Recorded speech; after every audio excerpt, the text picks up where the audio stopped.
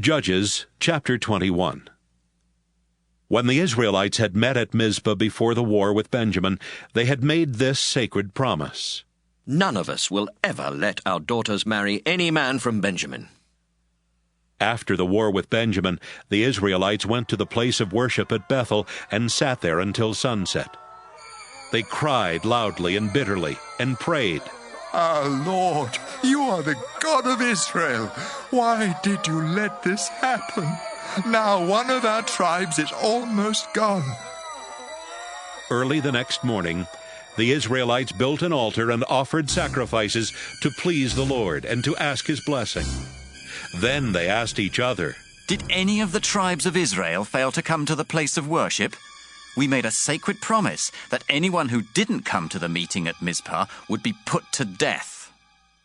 The Israelites were sad about what had happened to the Benjamin tribe. And they said, One of our tribes was almost wiped out. Only a few men of Benjamin weren't killed in the war. We need to get wives for them, so that the tribe won't completely disappear.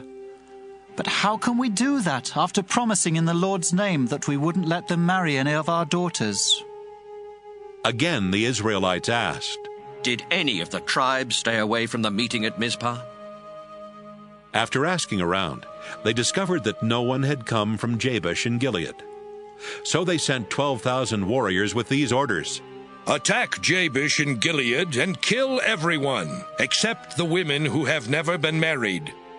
The warriors attacked Jabesh-gilead and returned to their camp in Canaan with 400 young women. The Israelites met and sent messengers to the men of Benjamin at Rimmon Rock, telling them that the Israelites were willing to make peace with them. So the men of Benjamin came back from Rimmon Rock, and the Israelites let them marry the young women from Jabesh. But there weren't enough women. The Israelites were very sad, because the Lord had almost wiped out one of their tribes. Then their national leaders said, All the women of the Benjamin tribe were killed.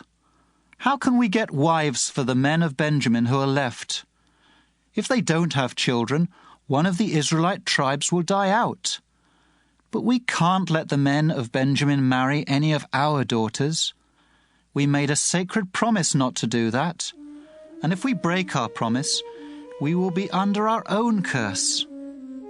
Then someone suggested, What about the Lord's festival that takes place each year in Shiloh? It's held north of Bethel, south of Lebonah, and just east of the road that goes from Bethel to Shechem. The leaders told the men of Benjamin who still did not have wives, Go to Shiloh and hide in the vineyards near the festival. Wait there for the young women of Shiloh to come out and perform their dances. Then rush out and grab one of the young women. Then take her home as your wife. If the fathers or brothers of these women complain about this, we'll say, Be kind enough to let those men keep your daughter. After all, we couldn't get enough wives for all the men of Benjamin in the battle of Jabesh. And because you didn't give them permission to marry your daughters, you won't be under the curse we earlier agreed on. The men of Benjamin went to Shiloh and hid in the vineyards. The young women soon started dancing, and each man grabbed one of them and carried her off. Then the men of Benjamin went back to their own land and rebuilt their towns and started living in them again. Afterwards, the rest of the Israelites returned to their homes and families. In those days, Israel wasn't ruled by a king, and everyone did what they thought was right.